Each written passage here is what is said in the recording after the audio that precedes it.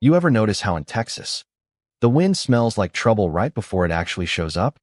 Maybe it's just me, but looking back, I should have taken that first whiff as a warning. You think you're ready for peace and quiet after 20 years running headlong into chaos wrong. Out here, sometimes chaos comes dressed as a community standard, wearing a pair of expensive sunglasses and a clipboard, convinced she's the sheriff of suburbia. That's how I met Karen Lamont, the kind of woman who makes even the crows cross to the other side of the road.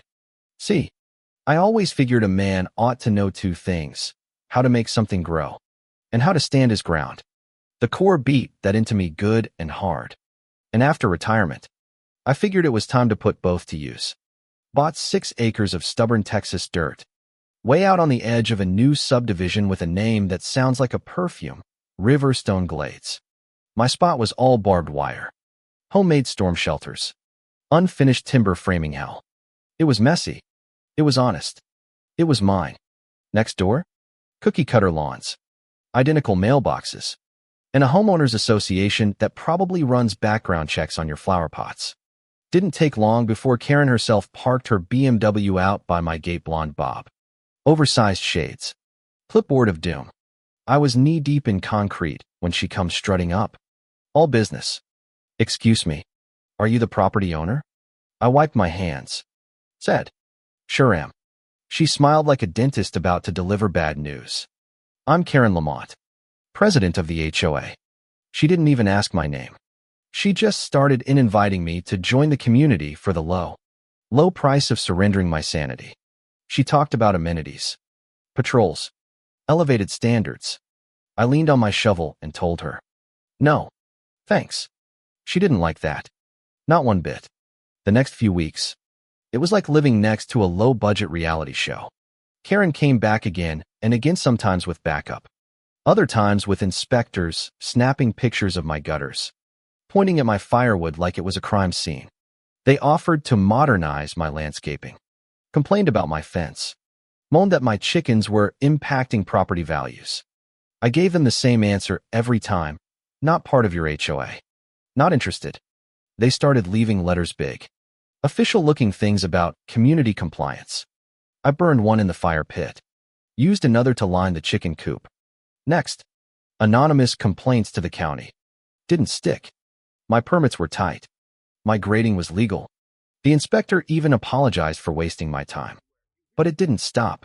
Soon I found my mailbox left open, the garden gate swinging, a drone buzzing my orchard. I'm not paranoid, just prepared. Motion cameras, infrared, the whole 9 yards. Then came the official visual inspection. 3 of them showed up, 12 guys in fake uniforms. One lady with a clipboard claimed they were authorized by the HOA to review bordering parcels. Said some nonsense about visual conformity metrics. I told them unless they had a badge or a court order, the only thing they'd find crossing my fence was trouble. They got the message for the moment. That's when things turned nasty. Handwritten threats taped to my gate. My power mysteriously cut off one Sunday morning. The main line cover popped open. A clean job. Lucky for me. I'd installed a backup generator and had the cameras rolling. Next came the glossy brochures warning me about the consequences of noncompliance. As if I'd wandered into a cult. When I got a community escalation protocol in my mailbox, outlining their plan to reintegrate stubborn properties like mine, I knew what I was up against. This wasn't about grass height. This was war. I got ready. Dusted off every deed, every survey.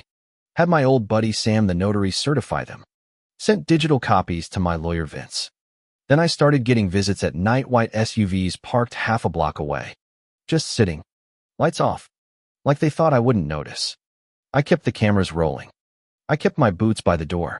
But nothing prepares you for a pre-dawn raid by 3 idiots in HOA cosplay. That morning started normal enough, doing pull-ups out by the shed.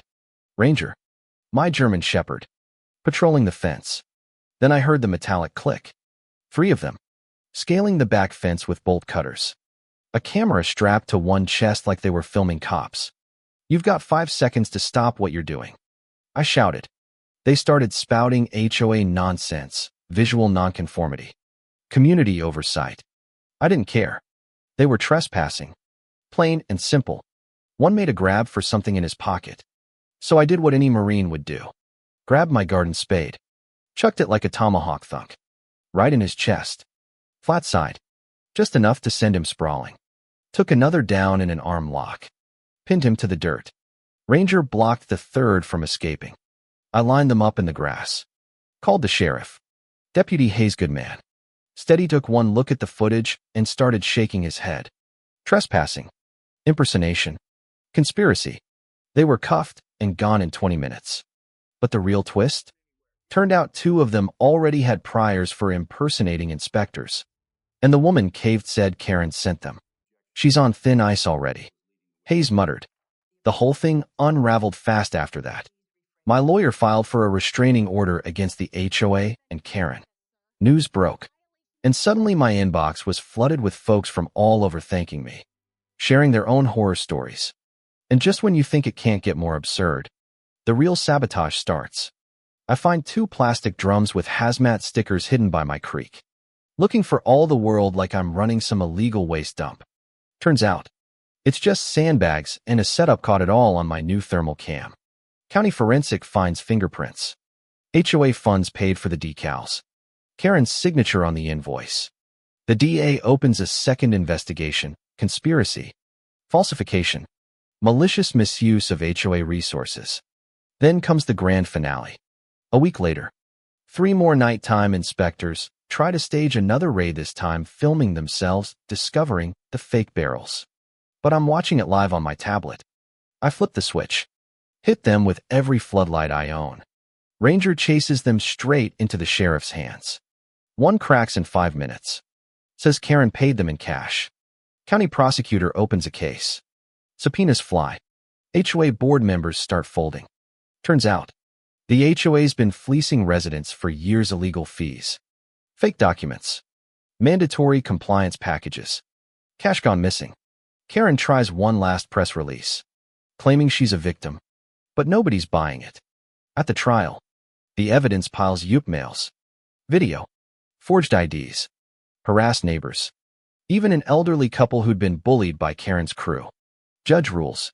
Karen gets 2 years probation, 9 months of weekends in county lockup, a $55,000 fine, and barred from holding any office again.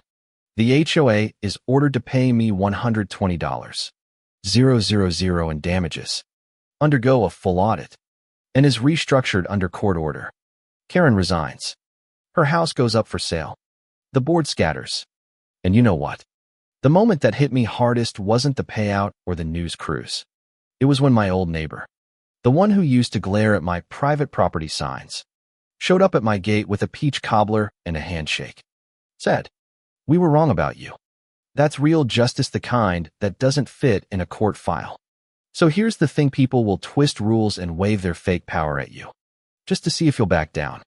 But sometimes, all it takes is one stubborn bastard with a shovel and a security cam to remind the world what's right. I still get folks knocking, asking how to check their deeds, how to stand up. I show them. I tell them what nobody told me. The law matters. Integrity matters more. And never let a clipboard bully decide what your home is worth. You can call it karma, or you can call it Texas justice. Either way, it's got a mean right hook. Now, here's my question for you: where's the line between community and control? When does order turn into abuse? Drop your thoughts below. Tell me what's the worst HOA power trip you've ever seen. And what did you do about it? If you've ever had to fight for your own ground, your own peace, hell, let's hear it. Because stories like this, they only matter if we share them.